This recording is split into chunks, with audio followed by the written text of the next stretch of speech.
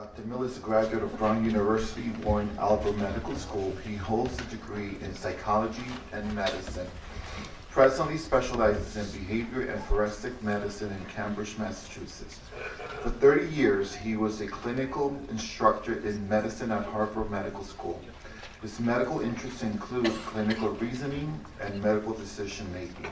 And his professional focus includes parental alienation and other type of pathological alignment. Well, thank you very much. It's a pleasure to be here. Okay, now, there's a group of people who specialize in alienation and estrangement, and it's a relatively small group. If you could imagine 100 years ago, medical specialties were just being developed. Until the 1920s, there was really no such thing as a medical specialist. There were surgeons and there were general medical doctors, but that was about it. And I believe it was in the 20s, I didn't double check this, suddenly we decided to have specialties. Well, mental health professionals are somewhat behind in that regard. If you have a PhD in clinical psychology or whatever else degree it might be, there's an assumption that you know everything. And that whatever the field might be, you can come to court and you're a, quote, expert. And I've been asked by many lawyers, is there a difference between an expert and a specialist? Absolutely. There's a huge difference. I happen to also have boards in internal medicine. Technically, I'm an expert on everything. Okay, I mean, if someone says, you're a board-certified internist, are you an expert on the heart? Oh, yes, absolutely. I would never say no. On the other hand, I'm not a cardiologist, and I wouldn't call myself a heart specialist. Well, it turns out that this particular field actually requires specialty-level expertise in many areas. And anyone who doesn't have that level of expertise is likely to step on a lot of landmines trying to tiptoe across the field. All right, moving along, if this clicker works now. I'm going to switch glasses again. Okay, last summer, Dr. Burnett and Ms. Gottlieb and I gave some talks in Europe, Stockholm, London, and I gave 2 presentations in London, and I wanted to show you the title slides because I think the titles are important and instructive. First of all, I spoke on how can and should professionals accurately distinguish between alienation and estrangement. And the point for you here today is, as Dr. Burnett said, scientifically, we have science here, and it's basically settled science. There are nuances that are still controversial, but alienated children do not resemble estranged children except in very superficial ways, and it's relatively easy for someone like Dr. Burnett or Ms. Gottlieb or hopefully myself to distinguish between the two. And yet what we see in family court is they'll find a hired gun to come in and say, oh, it's a young field, we really don't know anything. And judges need to see through that. It's nonsense. The next talk in London was on treatment. One on diagnosis, one on treatment. The title there, why in general are traditional therapies worse than worthless for the treatment of parental alienation? Question mark. And who says so? And if I had time, I would then show you the evidence I showed them. There's really no debate about this at all. 5 years ago, last month, I sat at that table and I said there has not been a single case in the history of the world in which anything that resembled traditional therapy had been effective for severe cases of parental alienation. And I put my palms up, if memory serves me well, and I said, if you disagree, I await your data. Well, it's been over 5 years, and not a single expert, specialist, clinician, or anyone else has brought me any data to suggest that traditional therapy or anything like it will be effective in the setting. And yet, the family courts order it all the time, and the mental health professionals provide it. Well, it's not ethical to provide treatment that is known to be ineffective to anyone. On top of that, notice it says worse than worthless. Not only doesn't it work, but it is usually harmful. Okay, so let me show you a couple of my slides from 5 years ago. and I'm going to make short work of this. I felt back then, and I see it today, family court system requires extensive reform. I hope that something's been accomplished since then, but I'm not up on what's been happening in your state. Next, custody evaluations are clinical evaluations and require highly skilled clinicians. Unfortunately, the supply of those is not adequate. And the take-home point for this meeting is that judges are not clinicians, understandably, and they have to rely on other experts for their information, but I would encourage the judges to be a little bit skeptical as to whether you're getting a bona fide expert, if not a specialist in this area. Many of the issues are clinical issues, and again, one needs special expertise. This is a plug for additional training. We're not going to turn the judges and lawyers into clinicians, but they can at least have a working knowledge of the difference between good clinical practice and not so good clinical practice. And therefore, my fourth point 5 years ago was we need better education for everyone involved, not just the judges or the lawyers, but the clinicians, mental health professionals, and so on. The other slide, back then, I used this, was that parental alienation is an epidemic now. 9 years ago, the Association of Family and Conciliation Courts devoted the entire international conference in Denver to parental alienation. Trust me, international organizations that are affiliated with the courts do not devote a multi-day conference, I think it was 3 or 4 days, to a topic that is not a big problem or a condition that is rare. So I won't repeat the rest of the slide, but this was 5 years ago, and I don't know that we're making adequate progress at this point 5 years later. So back to the present talk, I have some limited goals today. This is a consciousness-raising session.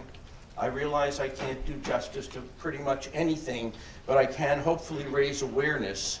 I'd like to try to identify a few of the key problems, a few of the possible solutions, and most of all, I'm trying to give people a conceptual framework and a few conceptual tools so that when you think about this, you'll have the language and the vocabulary and even the concepts that you would need to think about it productively. Again, as Dr. Burnett said, this is science. You don't really get to make it up, at least not with credibility. I think a lot of the people who deal with this who don't have that training need to remember that if your only tool is a hammer, every problem tends to look like a nail. So what are the key topics? Well, child maltreatment, look at the first bullet. That term maltreatment, for those of you who are not in the field, encompasses both abuse and neglect. And what types of abuse and neglect we have: physical, sexual, psychological, and emotional. It's not a long list.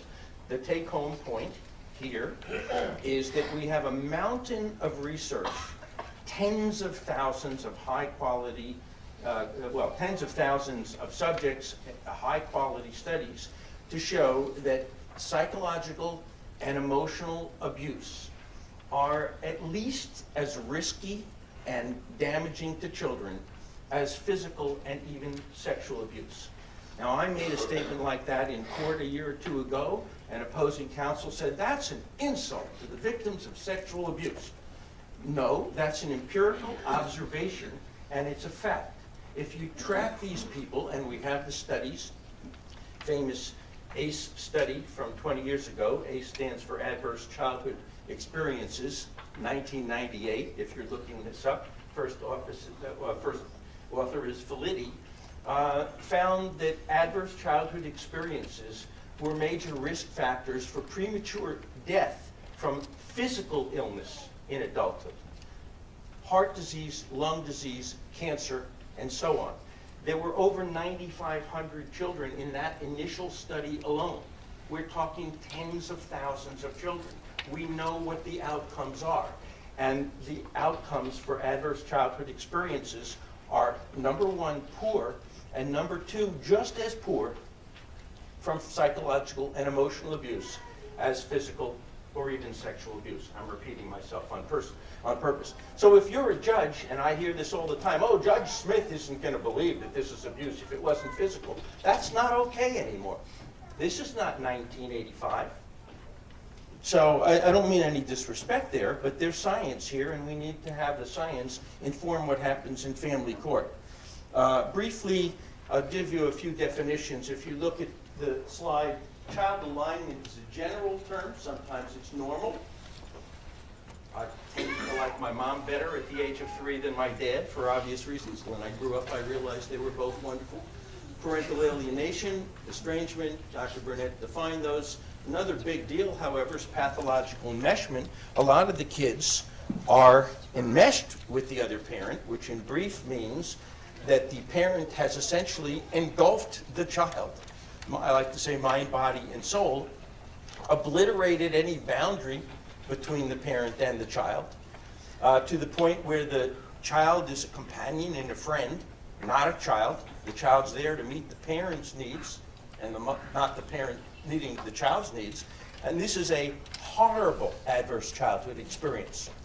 Horrible to have boundaries violated or obliterated on an ongoing basis. These children grow up to have a multitude of serious mental health problems, with rare exceptions.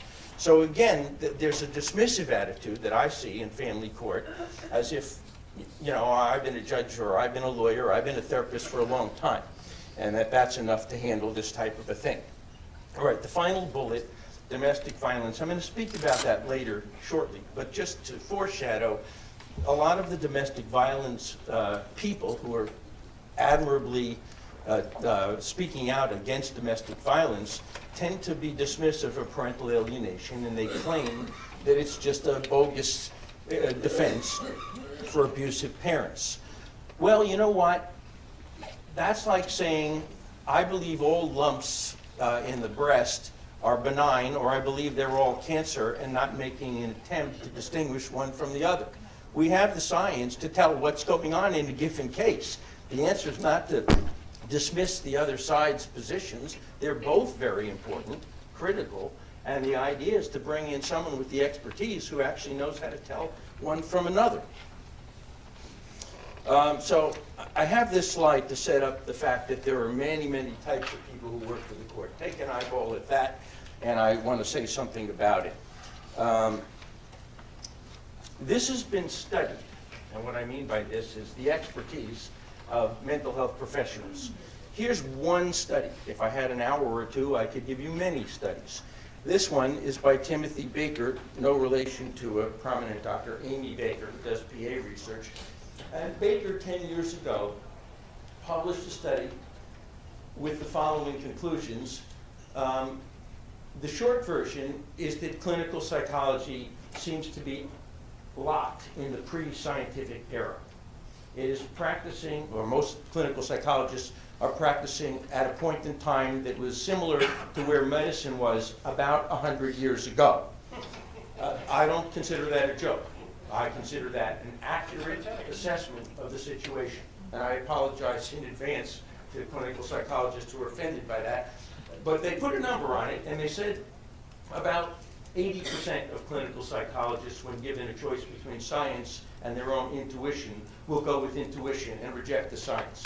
That led a prominent science writer by the name of Sharon Bagley to write, make this work, okay, to publish a piece in Newsweek entitled, "Ignoring the Evidence, Why Do Psychologists Reject Science?"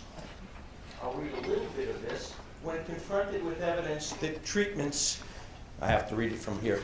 When confronted with evidence that treatments they offer are not supported by science, clinicians argue that they know better than some study what works. Baker's team suggests a new accreditation system to, quote, stigmatize ascientific training programs and practitioners.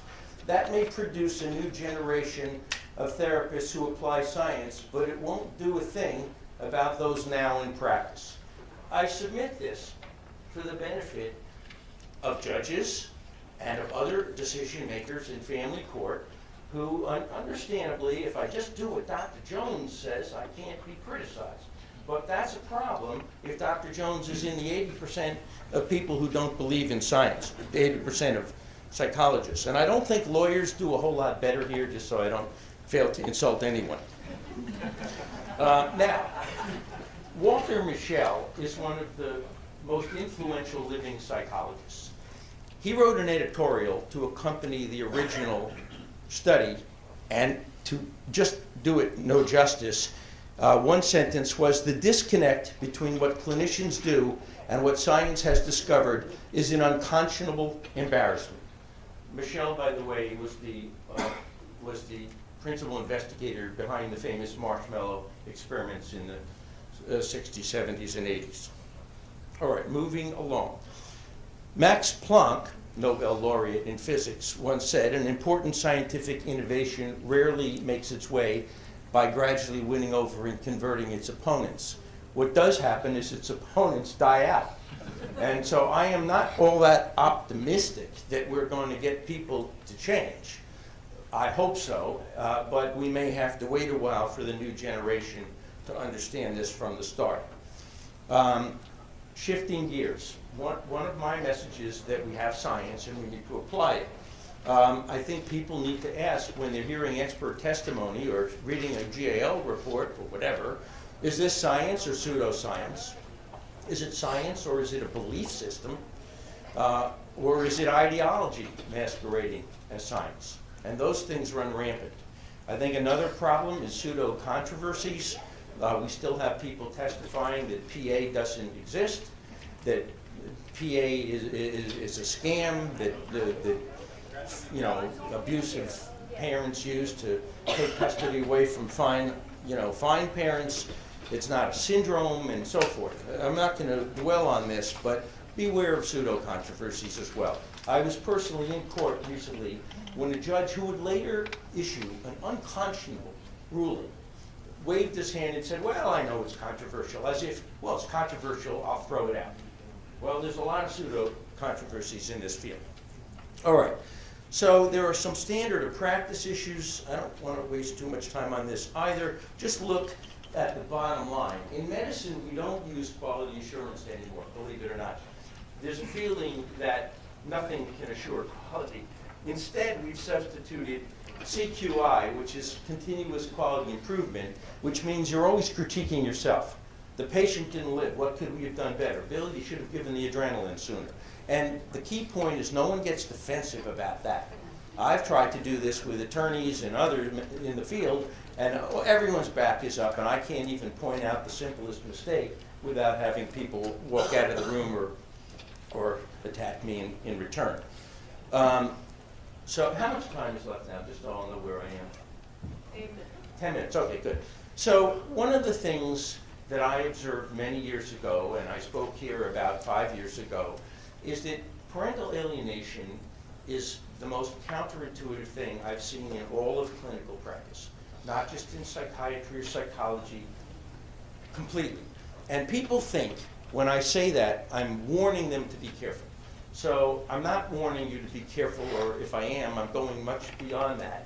What I'm saying is, unless you specialize in alienation and estrangement, specialize in the sense that a cardiologist who only puts in pacemakers specializes, you have almost no chance of getting most of the major points right. And I realize that's a very strong statement. I have dozens and dozens of cases that I've been involved with, hundreds really, to show that that's true. So let me give you a little bit more on that. Many people claim to go by the book. Many people who claim to go by the book have never read the book or even know which book. Here's just one book. This is something I wrote about 7 years ago. Cases of severe alienation are likely to be highly counterintuitive. Clinicians who attempt to manage them without adequate skills are likely to find themselves presiding over a cascade of clinical and psychosocial disasters. I'm a litigation consultant as well as an expert witness, and that's usually what's gone on when I get a new case. There's a cascade of clinical and psychosocial disasters because people think they can use intuition to solve counterintuitive problems, and they can't. And one of the aspects of someone who is using intuition to solve problems, especially if they should be using knowledgeable analysis, is that you have great confidence in your incorrect conclusions. Because if something is intuitive, it feels right to you, and if you put a touch of arrogance on top of that, you have a recipe for disaster. Okay, so I think I'm going to skip this, except see the thing that's underlined in red. One of the things you need to navigate this is highly specific, highly sophisticated pattern recognition. And if you don't have it, you can't fake it. I'll give you an example of that shortly. I don't remember whether I have a slide coming up, so I'm going to give you a medical example of something that's counterintuitive. If you have a hyperactive child, and you need to medicate the child because he's flunking out of school or driving everyone crazy in class, we use a stimulant. We use Ritalin, methylphenidate.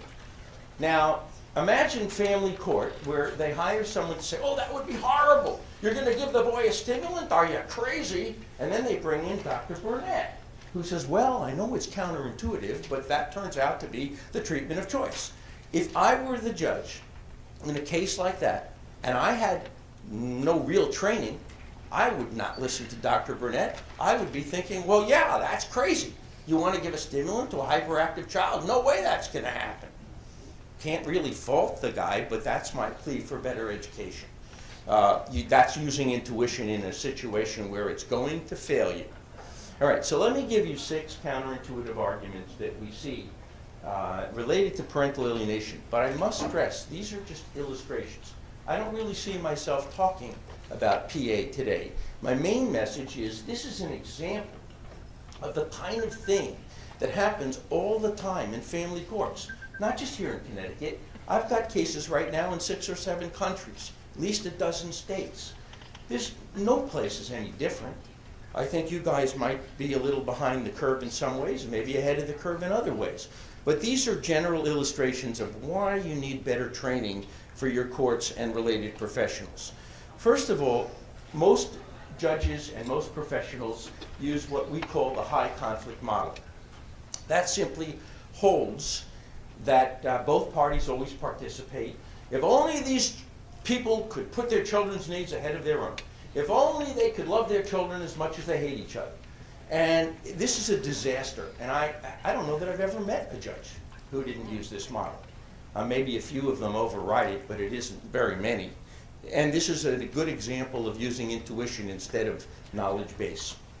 So there's so many problems with this, I wouldn't know where to begin. I'm going to dwell on it for a couple more minutes, but looking at this slide, first it assumes that both parents have contributed significantly, not necessarily equally, but that's not fair. If you're dealing with someone who has a severe personality disorder and the other person is trying to manage a horrible family crisis, to start scolding the two of them equally is unconscionable conduct.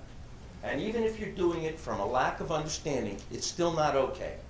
You can't have it both ways. Either you're going to get adequate training to handle this sort of a situation, or you're not.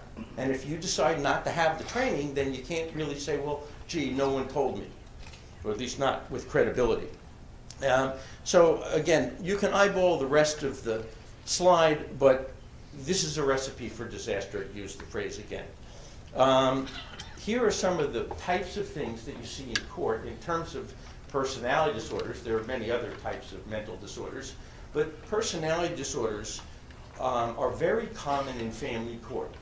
That's another reason it's not fair to say both parties participated. Before I ever heard about parental alienation, I was a dyed-in-the-wool specialist in these particular personality disorders, borderlines, narcissists, sociopaths, and so on. So let's talk about that just a little bit. Borderline personality disorder is extremely common. I'm going to show you the figures in a minute. These folks are so obsessed with presenting themselves as normal, in fact, presenting themselves as perfect, that they'll fly under the radar unless you have a real pro interviewing them. They interview excellently, very well. They've learned to convincingly mimic normal behavior. They are master manipulators. They are accomplished liars, and it's a rare forensic psychologist in an interview or two who would spot it. Briefly, severe cognitive distortions, emotional dysregulation, and extreme or bizarre behavior. If you're dealing with that in family court and you don't realize it and you're using the high conflict model, you're not going to make very good decisions. Lots of literature on this. Just really quickly, just show you a few books. Anyone who wants to read about this could get any one of these books. This last one, Splitting, is about litigating with these people. And next, I'll show you an article from the New England Journal of Medicine, written by someone I know, Jim Groves at Mass General Hospital, 1981. This is my favorite opening paragraph to any medical article I have ever read, so I'm going to read it to you now, if I can see it. In 1682, the English physician Thomas Sydenham captured the essence of borderline personality disorder in a single phrase. All is caprice, he wrote. They love without measure those whom they will soon hate without reason. 3 centuries later, this remains the most succinct diagnostic statement ever made about one type of pathologically dependent patient. I was sitting in court only a few months ago when a judge put a severely alienated child on the stand, who then denigrated his mother hatefully for 20 minutes, and the judge turned and said, "Are you listening to your son, ma'am? Are you listening to the boy, how angry he is?" That was unconscionable. And it showed a profound lack of understanding of what you're dealing with when you're dealing with this type of a personality disorder in one but not both parents. The prevalence is high. I'm going to zip along. Suffice it to say, let me just do these slides for you. So borderlines alone are somewhere in the 5 to 6%, but that's general population. If you look at clinical populations, it's higher. If you look at inpatients, that's higher still. In family court, where you've got high conflict people, you see it all the time. It's not a rare or uncommon thing. It's almost the rule. I don't have a good number, but I'd say it's probably more than a third, maybe as much as a half, maybe even more. So if you're not aware of these things, I'm going to skip a few slides. If you're not aware that you may be dealing with this sort of a personality disorder in one party and not the other, you're going to make a lot of bad decisions. Okay, the next few points I'm going to make quick work of. Second counterintuitive point, I've already made it. Unless the mental health professional specializes in alienation estrangement, you're going to get a lot of wrong answers. The third counterintuitive point, children will rarely, if ever, reject a non-abusive parent. Now, this is a great example of where lawyers can get into big trouble. They speak to the kid interviews great. Kid says, "Mom's perfect, Dad's rotten." Listen to the voice of the child. You would have to be an extremely sophisticated interviewer of children, of alienated children, to see through that. And I think it's predictable what then happens. What you should be thinking is, what? This is a non-abusive parent. It's very implausible that the child would reject the parent in that situation. Number 4, when the children do reject the parent, they don't look anything like estranged children. I should say that better. Alienated children do not resemble estranged children except in superficial ways. Dr. Burnett explained there are 8 signs or manifestations that are highly characteristic of alienated children, but not estranged children. I've personally seen an expert come to court recently and say, "Oh, but you can't reason backwards." Absolutely, positively you can. If that were true, we'd all be out of business and I wouldn't be able to diagnose a heart attack. So, nonsense. Number 5, another area that is settled science and that is not debatable, parental alienation meets standard definitions and standard criteria for psychological child abuse or maltreatment. Let me show you a couple of those definitions. From the DSM, child psychological abuse is non-accidental verbal or symbolic acts by a child's parent or caregiver that result or have reasonable potential to result in significant psychological harm to the child. Well, if PA doesn't meet that definition, I don't know what would. Significant potential to harm the child. That's the definition. Now, I don't really think it's appropriate for lawyers, judges, or anyone else to decide that they don't really care what the mental health community thinks. They've got their own definition. Next, the American Professional Society on the Abuse of Children. I'm going to just say it has a similar definition and move on. I will read you two of the examples from that organization, American Professional Society on the Abuse of Children. One example, under exploiting, corrupting, is restricting or interfering with or directly undermining the child's important relationships, for example, with the other parent. That's pretty clear. And under terrorizing the child, it's placing the child in a loyalty conflict by making the child making the child unnecessarily choose to have a relationship with one parent or the other. If you put those two examples together, you have an operational definition of parental alienation. Now, again, this is about family court reform. I respectfully submit it's not okay for either a judge to be unaware of this or to say, well, I don't agree. That's not what you put someone on the bench for, in my respectful opinion. You put someone on the bench to apply the known science. The sixth and final point, I said this earlier, except in very mild cases, anything that resembles traditional therapy, including family therapy in a traditional sense, simply doesn't work and is likely to make things worse. Here's a quote from something I wrote 7 or so years ago. Therapists who insist on a trial of conventional therapy, to see for myself, are exceedingly unlikely to succeed. Such an approach is worse than worthless, because while the therapist provides futile treatment, the child already injured is deprived of effective intervention, including protection. Again, 5 years ago, I said, if you disagree with this, I await your data. Not a single person has come to me, and not to mention that I gave this presentation in Europe and many other places. No one's come up to me with any data to suggest otherwise. So here, for example, is a quote from the book Bill mentioned earlier. 1,000 children. Our research continues to confirm that even under court order, traditional therapies are of little, if any, benefit in regard to treating this form of child abuse. And this book was published by the American Bar Association. 1,000 cases, no definite benefit. And some therapists say, well, I'm not doing traditional therapy. I'm doing family therapy. Yeah, that's exactly what doesn't work unless it's modified to the point where you wouldn't recognize it. Okay, I'm almost done. So my last slide is, I think there really is an urgent need for reform. I think the main component should be additional training. I have a lot of parents criticize the court for being unethical and so forth, and I don't necessarily have an opinion about that, but I like to remember Hanlon's razor, which holds, in case you haven't heard of it, never attribute anything to malice that can be adequately explained through lack of understanding.